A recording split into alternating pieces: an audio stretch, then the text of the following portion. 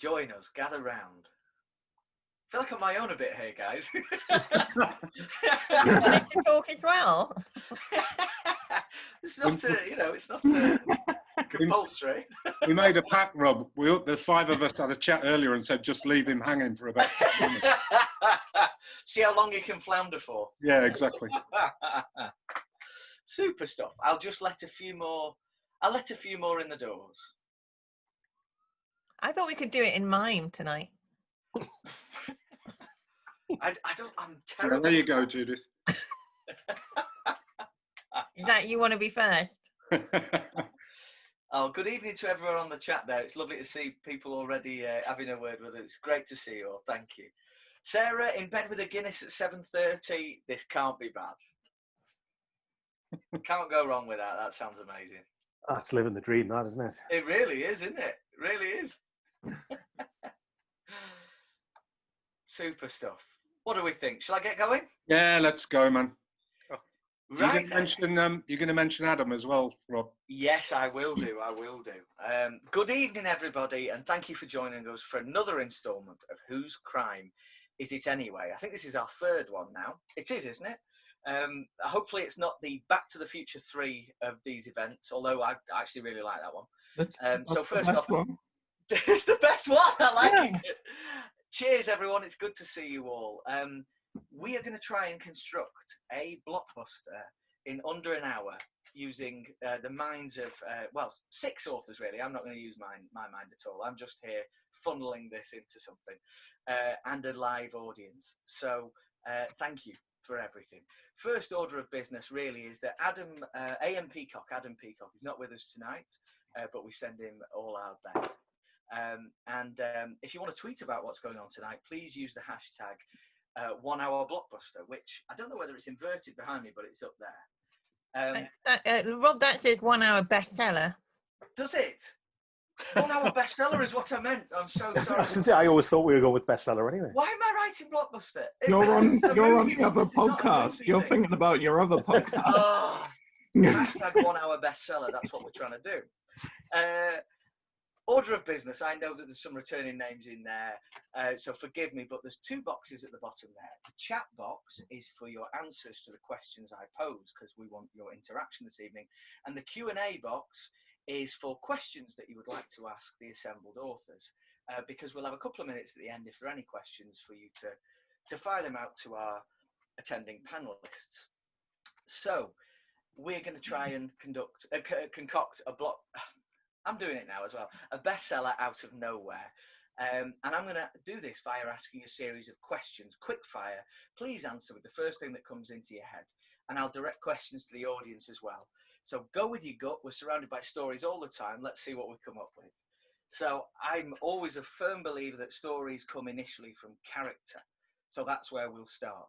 Can the audience please, fingers at the ready, can the audience please come up with a first name? Any first name that pops into your head. The first one I see we'll go with. June. June is the first one. Hello. Hello, Elodie. Yes, June is the one we'll go with first. So June. Trevor, how old is June? Give me an age. 74. June is 74. Judith, has June got a tattoo? Yes. Yes. Well, Fiona, where is this tattoo and what is it of? It's on her left ankle at the base, and it's a musical note. Oh, I like it. I really like it. Rob, what is her role in life? She is a retired vet. Oh, yes, I love it. And Chris, what is June's lifelong ambition? To be a musician. Ah, excellent stuff. Excellent. Let's go, Fiona. Can we have, what colour hair has she got? Well, once upon a time it was jet black. But now it's a kind of lovely silver, grey and white. Oh, I do like that. Audience, what style of hair is this, please? How does she carry her hair day by day? In a bag. She's got a mohawk, right? There we go. June's got a mohawk, so I'm enjoying this a great deal. I almost feel like we should go back and circle to Danny Marshall's question about when I said retired vet, did I mean veteran? Oh, right. Did she Oh, serve like in? a Vietnam Did vet. she serve in Nam? Yeah. I wouldn't put anything past. She's about the right age, frankly. She could easily have done it. So let's, can we change it? She was a former. So she was a former vet. She was a combat medic. Brilliant. Let's do it. Let's do it. Why not? I think that for the For, best. for horses. For horses. Oh, Yeah. yes. I love it. Chris, does June wear glasses? Yes. Trevor, what style are these glasses? They're like Elton John glasses, big, huge Oh, ones. I do like that. I do Like like the stars. that. She wants to be a musician, of course. Well, of course. So she's modelled herself on Elton John, essentially, in a lot of ways, it seems. Judith, what's her favourite fast food? Burgers. Burgers. And if she, Rob, if she were to have chicken wings, would she have them hot as anything or as hot as damp mayo? She'd go mega spicy because she lost her sense of taste over in Vietnam Oh, good grief! after a particularly nasty incident with a rabbit horse. With a rabbit horse. Is that a thing? Was that down to Agent Orange? There was all sorts of things emerged after that period of combat. Rabbit horses. I love it. Fiona, what would her favourite movie be? Oh, I think it would be a Bollywood movie. It would be something like Bride and Prejudice. Oh, I love it. Absolutely brilliant. And audience, please, could you tell me what's their favourite item of clothing that they wear? First one I see, I will pick. Socks. Favourite socks. Marvellous. Oh, good Lord, we've got some good ones. Bras, hats, caftans, horse socks. Are they like a pattern that makes it look like she's actually got hooves? Yes, possibly. Jodhpurs. We've got a onesie in here. Harley Davidson jacket. These are some... Once again, our audience is really coming up with the goods here. Chris, which one are we going with? Jodhpurs. Jodhpurs, because what? I don't know what they are. Could someone Do you tell know me what they are? No. I can see them. I just don't know how. They're to like the describe them. trousers you wear when you're horse riding. It's like they're kind of okay. tight ones with a bit of a padded rear end, a little bit. I think. They've got wide thighs and hips. Oh, okay. Fabulous. Never understood why, because mine do that all by themselves. Trevor, why are these jodhpurs so close to her heart? That's a question I never thought I'd ask you, mate. They were given to her by her long lost love, who deserted her when she went away to war. Oh, good grief! the family heirloom. This is a romance we're doing tonight, isn't it? You said. Oh no, I do love it though. I absolutely love it. How do you follow on from that? Judith, are they pessimist or optimist? Glass half full or glass empty? She's deeply pessimistic because she's seen what man can do to mankind in Vietnam, and she's really got no time for people at all. Oh, good. That's why she loves horses so much. I love this character, this introverted, horse-loving Vietnam vet with a mohawk. This is fascinating stuff. Rob, what's her deepest secret? Her deepest secret is that she was too young when she joined the army, and she actually snuck in originally as a boy. Oh, Rob, I missed that last bit. I'm sorry. Said she was too young when she joined the army, and they were going to refuse her. So she dressed up as a boy instead, and wore a fake beard. So she cheated her way into the service. Yeah. Fabulous. I love this person. Fiona, what's in her back pocket right now? Good question. A mouth organ. Is that a harmonica thing? Yeah. Yeah, excellent. Super. Chris, if she looks in her bank account right now, what's in there? Minus £2,000. Oh, good grief. Good grief. Rob, can I interject? Given that she joined the army as a man, when did she ever change from there, or is she still posing as a man? Very good question. Judith, do you want to take that? Well, not really. when she fell in love with the love of her life, he too thought she was a man. That was before she went in the army. And when she went in the army, you know, gender is pretty fluid. She was kind of comfortable flitting betwixt and between. So actually, she was in the army as both a man and a woman, and got paid twice, which was very handy. But so, I mean, that begs the question: if she's only got if she's minus 2K in her account, Fiona, where did it go? Good question. I'm also really confused about how she would have spent 7 years training to be a vet before she got and be too young. So maybe details, Fiona. She went to the army first and became a vet later. Yes, I think that's a great idea. You set the rules. Look, we roll on this phase, so yeah. I think she's very generous, and she's quite being a vet and all that. She's relatively well off herself, but she's given away all her money. And then all the work's dried up, and she's kind of run out because she never really thought about a pension. Oh wow! So I think she's been super generous and found herself kind of in debt. Oh my word, Trevor, you've got your hand up. I thought we'd decided she was a Vietnam vet now, not an actual vet. Is that not right? No, she's a vet. I think we went for both. So she was a vet who served as in Vietnam. I thought she was both a vet and a vet. Perhaps her one of her personas was a vet, and the other one was a combat, operative. Perhaps. So she's a vet. Yeah, I don't see where the issue is, Trevor. What happens?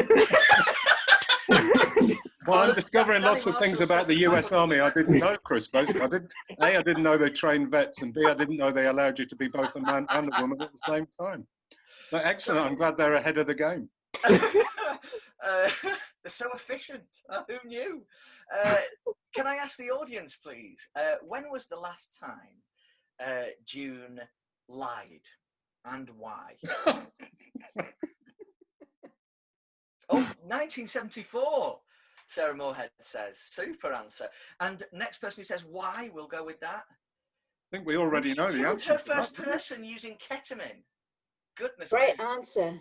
Yes, we'll go with that. So she killed someone in 1974 with ketamine. Right. I mean, I don't even know where to go from there with that. Judith, you've got an answer. Go for it. They were blackmailing her because they knew that she had this split identity, and so she had to get them out of the picture. It was the guy who gave her the jodhpurs that deserted her afterwards. Oh my word! This is so good. Ket Vet.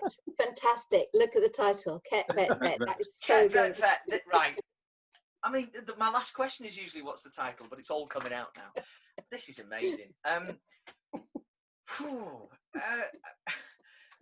All right, we'll go back to a bit more of an existential question for June. What 3 things, and I'm going to ask this to Trevor, what 3 things would they be sent to the afterlife with? So, I mean, like what, well, actually, no, let's go further back one step. Upon death, what would they like to happen to their body, Trevor?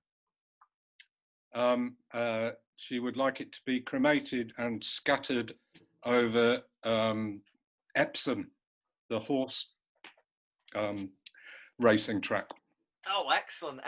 And audience, please, the first 3 things I see, what 3 things would she have had in her coffin when she was cremated?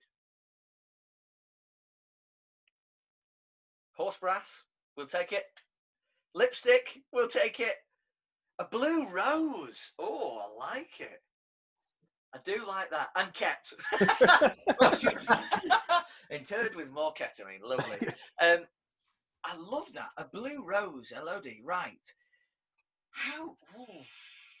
Rob, if she's being hunted at some point here, we could call it Get the Ket Vet Vet.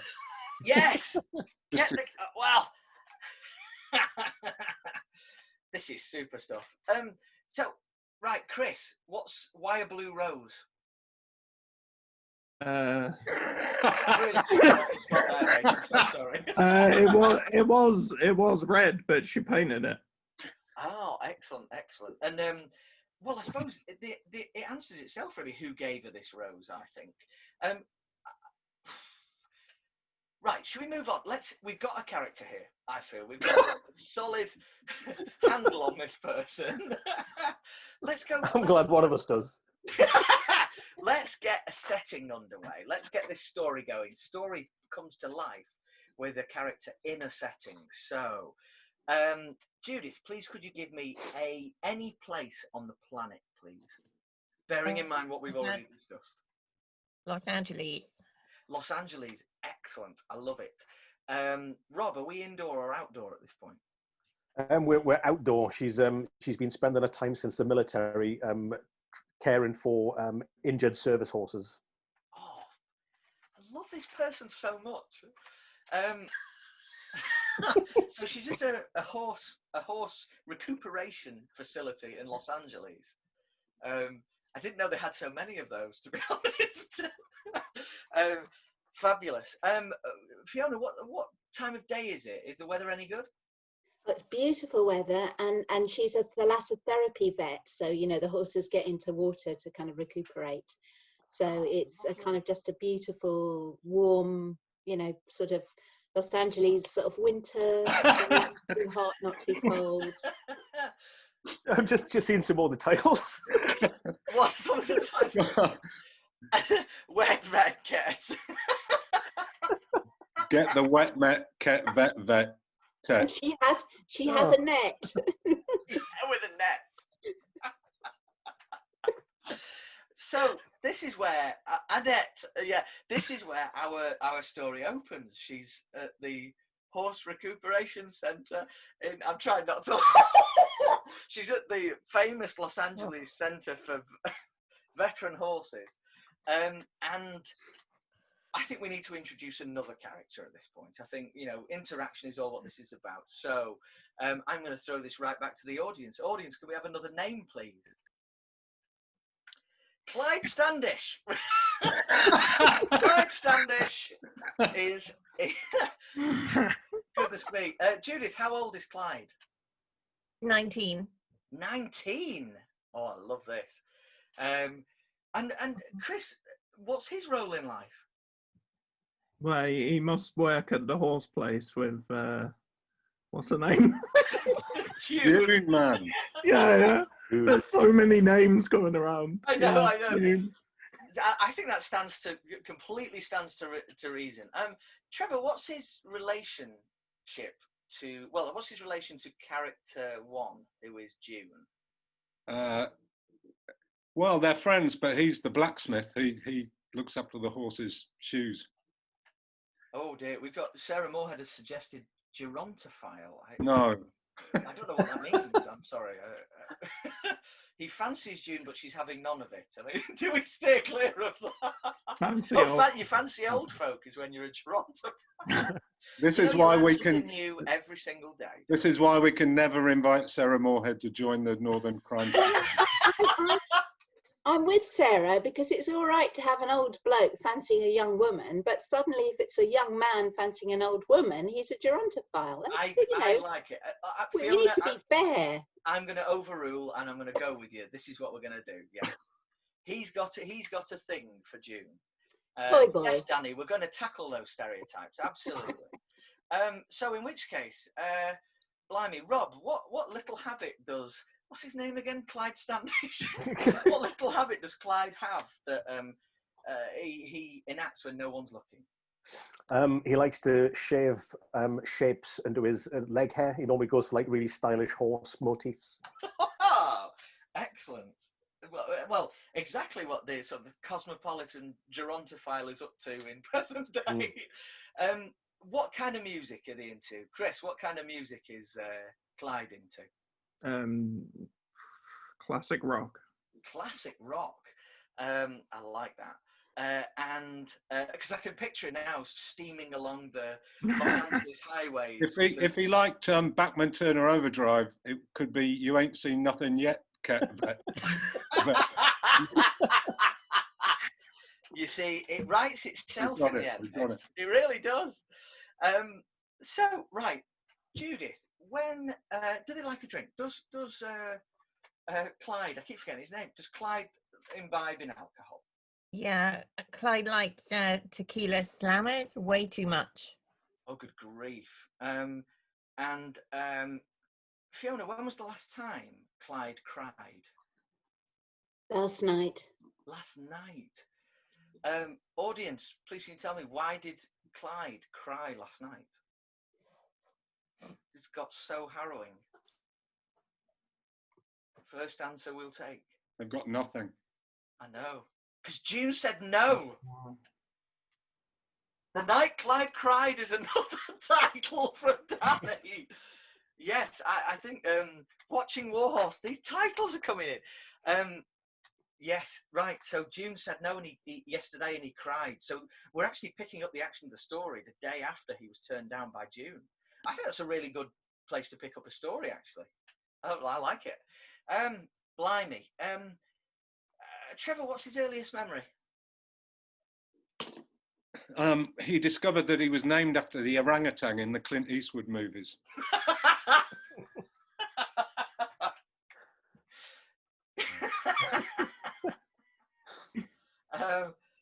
Yeah, I can't. I don't know how to follow that. Chris, has he ever been in love? Yeah, with June. Yeah. Answers itself. Yeah. Yeah. Rob, what does he consider his greatest achievement? He's Can I just say, 19, so not all that much life. before I answer the question, I just want to say, of the three of these we've done so far, more than ever, I'm looking forward to you trying to piece this back together. Yeah, I'm already got a headache thinking about it. Sorry, I forgot what was the question now. Greatest achievement. Yeah, what does he consider his greatest achievement? So he won first prize at a Butlins talent show for his rendition of impression of Lionel Richie, and he tried. That's why June said no. He tried to serenade her and woo her, and she wasn't impressed with his voice. Oh no! Was it the horse recuperation centre night out where they ended up at a local karaoke bar and she just was having none of it? Oh dear! Yep. So I'm desperate to know how a guy who won something at Butlins ends up in Los Angeles, within a matter of years. So when he sang "Hello, is it me you're looking for?" she just said no, sorry, mate. Oh no, this is too much for me. Far too depressing. Judith, what's his treasured possession? Most treasured possession he couldn't part with? It's a lucky horseshoe. Excellent. I'm so worried about this. And I think last one I'm going to ask to the audience. We've all got like a bedside table, haven't we? And the stuff that goes in them gets more weird the lower you go down, doesn't it? In the drawers. So in that very bottom drawer, what three things are in there? A piece of June's hair. Oh no. Dark, Dan. That's dark. Dark. Cream. Horsing for Geriatrics book. Several different hairs. We've got some really... June's birth certificate. That's a dark one. It's quite weird. This is like veering into psychological. I was expecting maybe like photos of June that he'd taken when she wasn't watching. Oh, a medal June won in Nam. Oh, this is all so good. Trevor, can you pick one of those? Jesus, no. Hold on. I'm moving back up. Hold on. Yeah, I like the medal. Let's have the medal. Right, we got a medal. Chris, what medal have that June won in Nam. What medal? The one. A medal June won in Vietnam. And could you pick another item that's been mentioned, please, Chris? Me? Yeah. And the birth certificate. Ooh, that proves she's a man. That she's a woman. Sorry. Yeah. And Fiona, what's the last one? The last thing that that's in the bedside table? I like a photo of her favourite horse. Excellent. It could be their favourite horse. They could have bonded over Pegasus. Oh, I love it. I think Clyde's going to kill her favourite horse. That's what's going on. Oh, goodness. Oh, no. That's goodness me. So, let's say, for the purposes of getting a story going, these two people are together at this horse recuperation centre in Los Angeles, and it's a nice day. It's very pleasant. And all, as we've discussed many times, all crime writers inevitably rely on certain tropes and cliches to get them out of a jam from time to time. And I've got 7 of those cliches and tropes right here. And I'd like the first number to be written down by the audience, 1 to 7, to come out. 5. Danny says 5. And it is that a body has been found on the horse recuperation farm. And that's the kicker to the story. So, Rob Scragg, who's the body? Who is this? The body is a friend of June's, a guy called Gerald, who was quite close to June. Some rumours, if we're rumours to be believed, he and June may have had a bit of a thing going on. Oh my word! And Judith, what happened to him? He was trampled to death by the horses when they were out for their morning exercise, because nobody realised he was sort of lying out there on the ground, and the horses were just let to run free. He was having a kip. No, he was like laid out there and incapacitated with ketamine. Oh yes, yeah. So is this a repeat of her 1974 crime? Is that a question? That's Yeah, a let's plot- say yes. You're jumping to the conclusion that it was plot June spoiler. what did That's it. a plot spoiler. Well, yes. Also, We don't know who did it yet. We don't know, of course. And also, is this actually set in 1974? No. No, she's no. 74. Good. We'll keep it. She is 74. Oh Yeah. yes, of course, yeah. Thank you for. I need some help here. This is getting more convoluted for me as we go. So, where was the body found, Chris? Well, surely where it was trampled. And on a lot of horse hooves, presumably. Good answer, Trevor. Where was the body trampled? It was in the paddock, obviously. Yeah. Are you not listening, Rob? We'll keep you on the straight and narrow. And Fiona, who discovered the body? June did.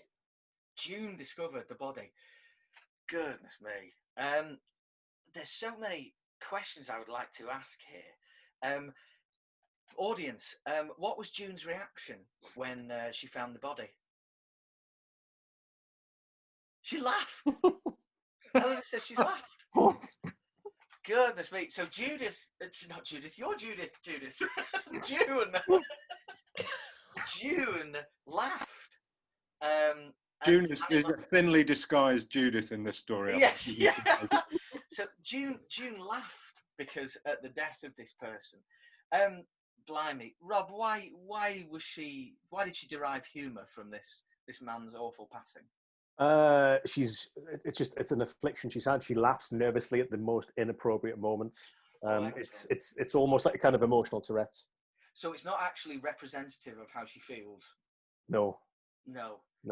She used to laugh at all of the horrific battle scenes she saw in Nam as well. It didn't make her many friends. Elodie's got it right. It's a shock reaction. Yeah. Yes, I think Elodie's right. Yeah, I think that's right. Blimey. Blimey. Fiona, what was her immediate? What was the first thing she did? Well, after laughing, obviously. What was the first thing she did? She called the Los Angeles police. Oh, blimey. Does this mean we need to bring in a police detective? Most definitely. Oh, excellent. Trevor, let's have this is the first time I think we've ever had a third character. Should we have Detective Inspector? Give me the first surname that comes off the top of your head. Barclay. Detective Inspector Barclay of the LAPD arrives on the scene. Judith, how old is this detective? He's 39. 39. And Chris, could you give me a little rundown of his appearance? Well, I'm glad you asked. He's grey hair. He's got stubble. He's got dark bags under his eyes. He doesn't sleep very well. His life hasn't turned out how he wanted it to be. I find that interesting. Yeah. Excellent. So, audience, in which case, if he's sad about where his life has gone, what's his biggest regret in life? We like our cops to be conflicted and interesting, don't we? So what is Detective Inspector Barclay's biggest regret? He didn't become a lifeguard. You could have had it all. Having kids was a regret to him. That's interesting. I think we could go with the lifeguard one. We'll go with career choice. This isn't what he planned. He wanted a far more sedentary life, possibly.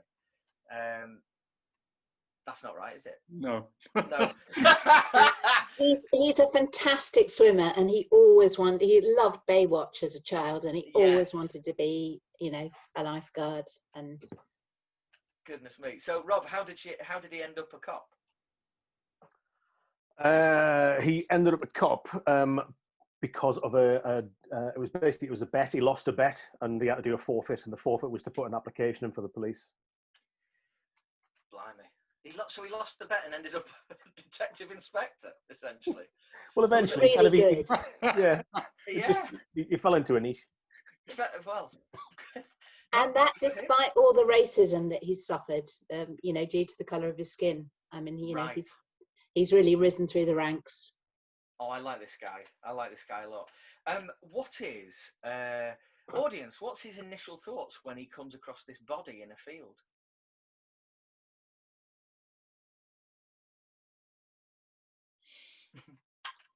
They're thinking. I think they've all gone, Rob, actually. Oh, he recognised, Elodie's got another cracker. He recognises the victim, but hides the fact there's recognition. Oh, I love it. I love it. So in which case, Judith, what is his relationship to the victim? He's the illegitimate son of the guy. Oh, this is... Sorry, he's the illegitimate son of the dead guy, or vice versa? Yeah, of the dead guy. Okay. Oh, wow. So the dead guy was a multimillionaire. So Clyde Standish was a multimillionaire. No, Gerald. No, not Gerald. Sorry, Gerald. Clyde's the 19-year-old, isn't he? All right, let's go back to the beginning, guys. Yeah, Rob, could you do a summary for us? Because we're all a bit recap. So Gerald is he's a deceased millionaire trampled to death by horses, which elicits laughter in a former flame of his. And the cop who arrives recognises him as his father. Is that right? This is a great story. This is a great story. Oh, shock. Yes, Sarah. Absolute shock. That's how I feel about this. Where do we go from here? How does... I'm going to ask... Rob, how does Clyde fit into this? How does Clyde re-enter the story here? Clyde has to come and help because actually the horses that trample Gerald are still running wild, and he sees them tearing towards June. So he has to run. This is before the police have come. Oh right, okay. So the police have arrived. Okay, sorry, the police have arrived, but the horses hadn't been put away properly, so they're now tearing towards June and the detective. Oh wow, Fiona, what happens? Well, he does a magnificent piece of horsemanship, manages to kind of whisper to them and get them all calmed down and moved into a peaceful state. Because he's not good with people, but he's brilliant with horses. Like Crocodile Dundee style. So this body has been found. I think we've never done this before, but I'd like to throw in another crime cliche in at this point here to take this story on another twist. So let's ignore 5. Could I have a number 7? Elodie's got straight in with 7. They hear cars, tyres screeching up. Judith, who is it? It's Gerald's wife. Oh no! She's a much younger woman. She's 23. Judith, please tell me she's just run over the body. No, she tracked him on the Find My iPhone because she figured he was having an affair, and she suspected it was with June. And now she thinks she's gonna, come and demand a divorce and take all his money. And actually, she sees his dead body lying in pieces all over the ground. Oh dear. Oh So dear. trampling. Yeah, this is terrible. Trevor, what's And what's it's still pegged out Oh, good grief! So where it was left for the horses to trample it. So there's there's bits This of is a limbs still attached to the pegs. heinous scene that they stumble upon here. Trevor, what's her reaction to finding her husband like this? She laughs as well, strangely. It's laugh a minute on this horse But this time it's recuperation because she's farm. glad he's dead because he was having an affair with June, or she thinks he was. Oh dear. And she's gonna get all his money, so win-win. Oh my word. Chris, what's her name? June as well. I think for my own sanity, I might have to override. I don't think I can keep up with it. Audience, can I have a name for the young wife of Gerald? No, not June. April. Thank you, Elodie. No. It's got some sense to that. Super. So, I mean, April is delighted in a lot of ways here. We've got 4 very interesting characters here. So we've got a setup here, and there's all sorts of different strands that are going on here, and all sorts of different places you could take this. I mean, I don't even really know what genre this is, really. It's like crime romance, doom crime romance, possibly. I don't really know, but I love it. So I'd like to know what each of these 4 characters want in the end. How do they want this story to end for them? What do they want to achieve by the end? Fiona, what does June want? How does she want this story to end for her? Well, she's always wanted to be a musician. So, in the end, she just wants to get good enough on the mouth organ. I'm glad we got back to that. Yes, yeah. And she doesn't ask for much, No. And Judith, what about Clyde? What is Clyde really hoping to happen by the end of this story? Clyde's hoping that June will end up in his bed. Gosh, the romance is back. Especially because he's going to offer her a shoulder to cry on now that Gerald is dead. And Gerald was her main investor in the horse farm, so she's very vulnerable right now because the horse farm could have to be sold from under her. Judith, this is why we work with the best in the business. This is super. Where are they then? When are they turning up? So who else have we got now? We've got Detective Barclay. Rob, what is Detective Barclay hoping for the end of this story? Obviously, he's just found his dad dead.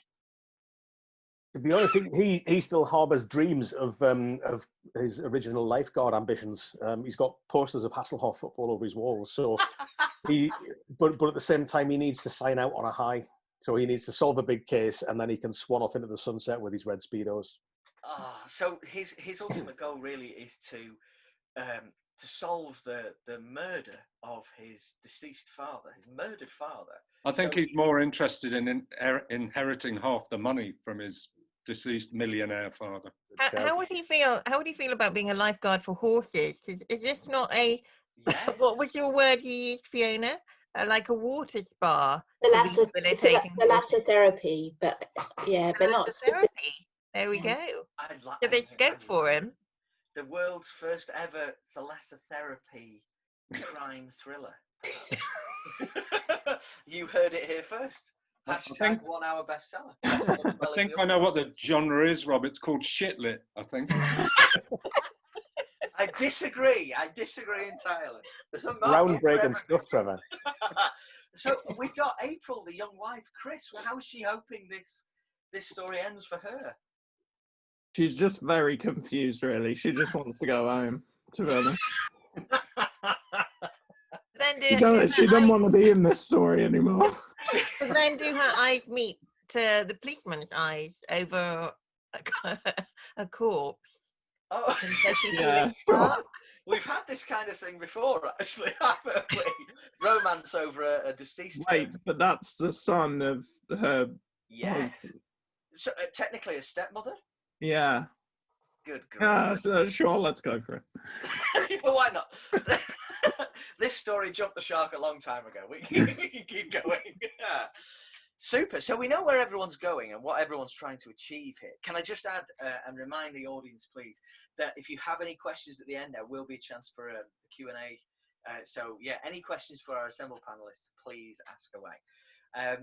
So yes, back to the story. Let's talk about the investigation, because Barclay's got, well, he wants to sign off on a high.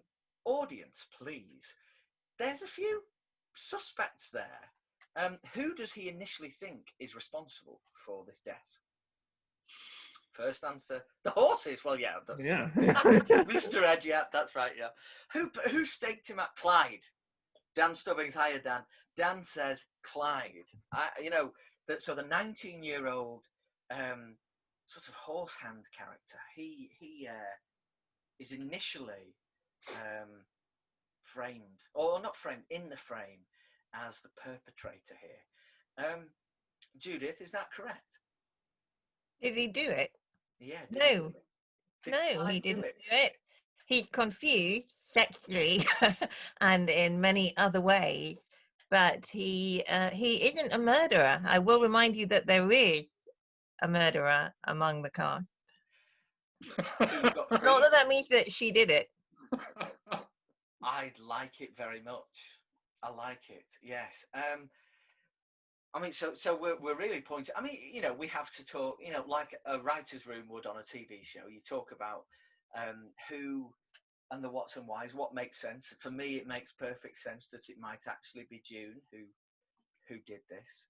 How did she go about it? I mean, Trevor? How did she incapacitate Gerald enough to stake him down in a horse paddock? I don't think she did. I think Barclay's leading you up the garden path there.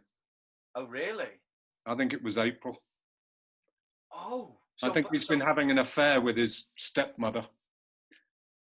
So we've got a bit of a unreliable narrator thing going on here. I think she murdered him and Barclay's going to frame somebody else for it, so they both get the money and off they go. Yes, Sarah Moorhead says Trevor's controversial today. Yes. I think so.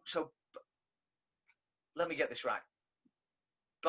April did it. April did it, but Barclay was involved in the planning, and he's going to basically frame either June or Clyde, or both. I don't care. Or both.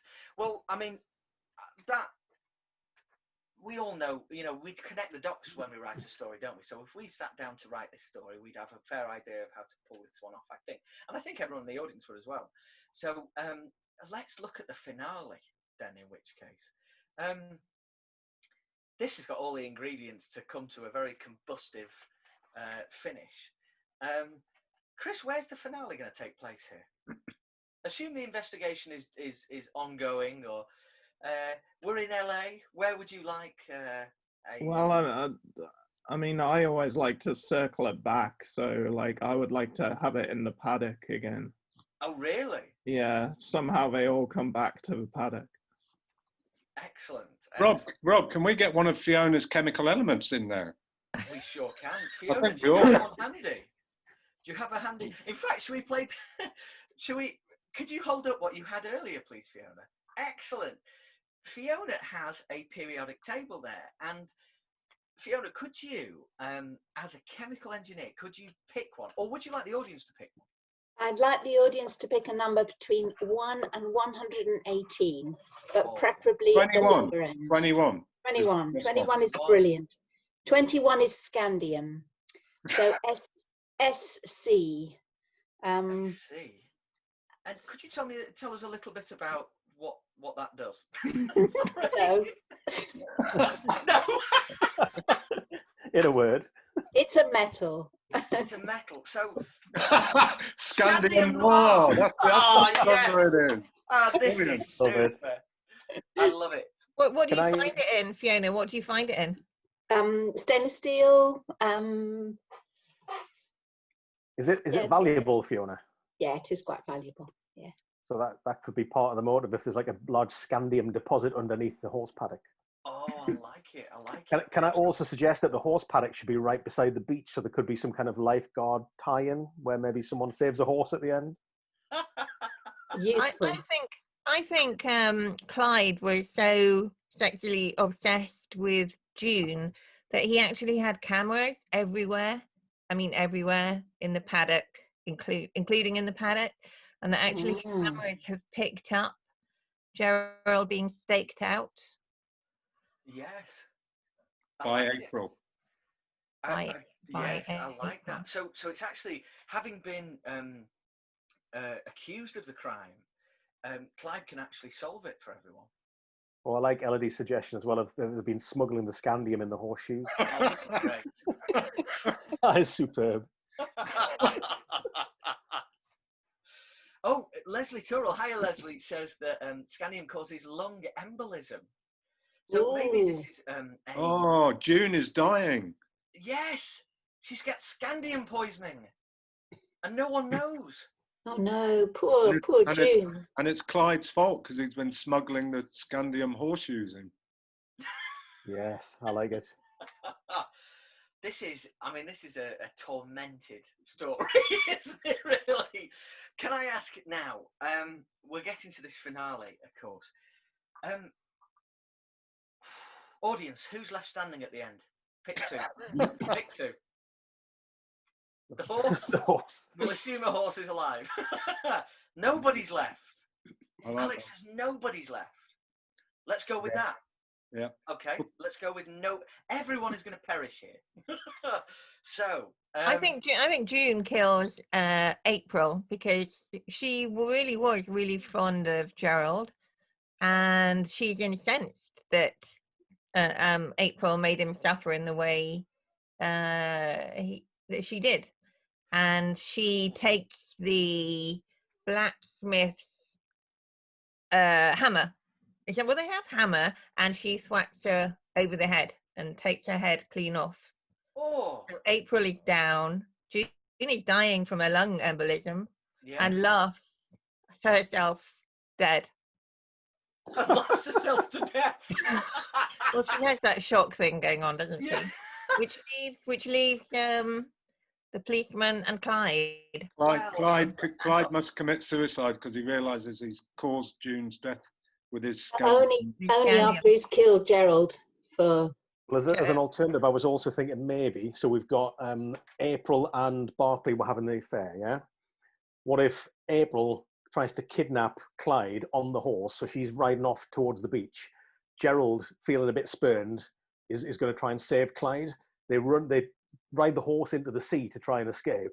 Gerald's dead, man. No, yeah. Gerald, sorry, I meant Clyde. So Clyde's being kidnapped. He's on the horse with April, and Barclay is running to try and to redeem himself. He's going to try and save Clyde, and the horse rides into the sea. And Barclay's last act is to save Clyde and throw him back on the beach. But then Barclay and April perish in the water, and the horse struggles back out as well. So it's Clyde and the horse left. So Barclay would have been a really shit lifeguard then. Terrible lifeguard. Well, no, because he saved Clyde. He just couldn't save himself. This has got all the elements. It's like an episode of Dallas, but in Los Angeles. And they woke up and it was all a dream. I love it. I absolutely love it. Well, we've got a neat sort of resolution there. No one survives this. I think the neatest death, or the sort of the most untraumatic death, is June's, who just laughs herself to death, which is a nice way to go. So I think we need, at this point, we've got all the elements there for a 1 hour bestseller. All the elements are right there. Can I have from the audience, please, some suggestions for the title of this? Just think, next summer in the Richard and Judy Book Club presents. What is it? It's going to take them a while to type out "get the vet with a net." Yeah, Scandium Noir, the surfing sequel. Oh, nice. I think, to be fair, we did have some pretty good ones early on as well. Yeah, we did. It's just, I think, are people trying to type? Oh, my word. Vet, met, cat, tet, wet, and that, yeah. I like that wet is in there. I love that band. Cat Stable. Yeah, it properly rolls off the tongue, that one, Danny. Fiona, could you pick one of the titles you've heard tonight? Oh my God, they're all so good. I think the surfing sequel is an invitation to us to write the sequel to this. Well, harder because everyone's dead, but yes. Yes. Golly, I need to find a way of scrolling up because I do think the early Ket Vet, is just I don't know. I'm a person with a title like The Chemical Detective. The earlier one we had, Fiona, was Get Met Ket Vet Vet Tet. I love it. But I like the wet because they are wet. The horses are wet, yeah. and the I don't know. I'm going to need help here. I just think. Well, I think what was the one? Ket, which was the? Oh, I can't do it. Wet Ket Vet in dead yet. Now it's just come on. They're too good. But Wet Ket Vet is a good title, I think. Ket Kills Vet. This keeps going. Trevor, can you pick one? No, I can't. No. No. That's the one 100%. Ket Kills Vet. It kills. Vet, vet killer. The vet cat. Ket Vet Killer. The cat vet killer. The No, cat- died laughing. The vet cat killer. Yeah, I think that sounds it. Actually, the girl who died laughing. Oh, That's yeah. all right. Quite like that. That's nice. Sounds like Stig Larsson. It does. I like it. Let's go with it. And he did okay, I think. Stig Larsson, he did all right. Yeah, he did. And he did. Well, I mean, he died, but apart from the dying bit, he was great. Right, I'm going to try and run this down. This is the Richard and Judy Book Club international smash hit bestseller, The Girl Who Died Laughing, which is a touching, dramatic, romantic crime story about June, who is a Vietnam vet and horse veterinarian who just so happens to live and work at a horse recuperation farm in Los Angeles, of all places. She has had a very interesting background where she's posed as both a man and a woman at different times during her service period. But now she's settled in her guise as a woman, as a therapist. Thalassotherapist. Thank you, Fiona. At the this wonderful state-of-the-art horse recuperation facility in Los Angeles. Also working there is a young man called Clyde Standish, who is 19, and he's experiencing his first love at the moment in the form of June.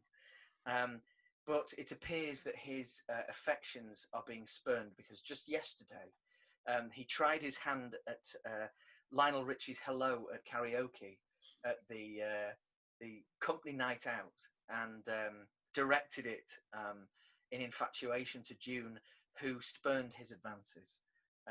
This has left him very sad. But the following morning, the piece is shattered when a body is found in the paddock, trampled to death by horses. June finds this body, and she recognizes the body after laughing about it. And she sees that it's actually a gentleman that is her business partner, Gerald, who also is the sort of the money behind this horse facility, because obviously June, as we've established, is in debt. Where are we? It was going so well. Yes, she calls the LAPD, and dispatched to the scene is Detective Inspector Barkley, who sees that. He first sees a woman standing over the body of his father. He is, of course, the illegitimate child of Gerald. And this is just another thing in a sort of a long story of difficult life moments for him, having had to give up his passion of becoming a lifeguard to become a police detective.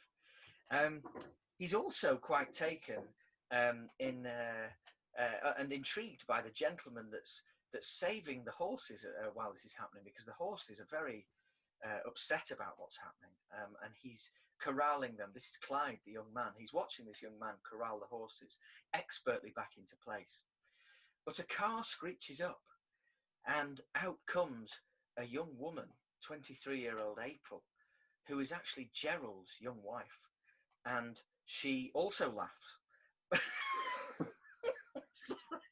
So much laughing at people being dead.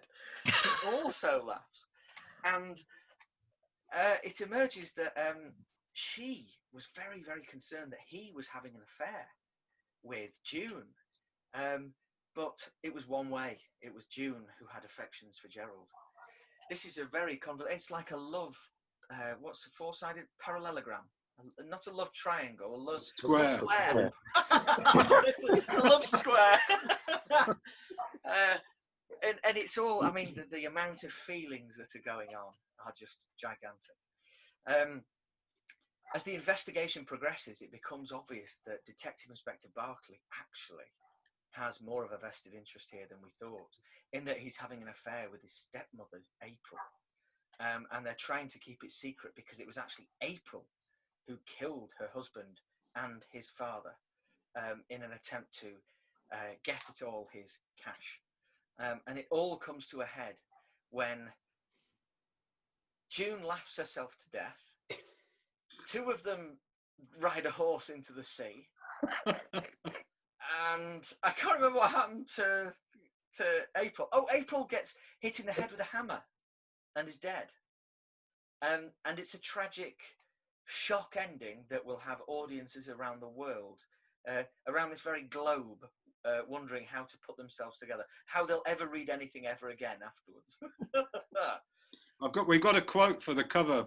It's like The Love Boat, but not as good. Yes, Danny, thank you.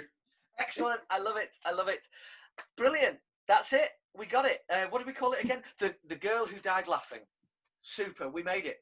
Thank you all in the audience. Thank you very much. Thank you, panelists. We absolutely smashed it, I think, tonight. That was I think that was our funniest one yet, actually, I think. We have a Q&A question, which I'd like to put to you guys, please, if that's okay. It's from Leslie Turrell. Hiya again, Leslie. So how do you feel about literary festivals in lockdown? I love them. Next one for me is UEA. What's yours?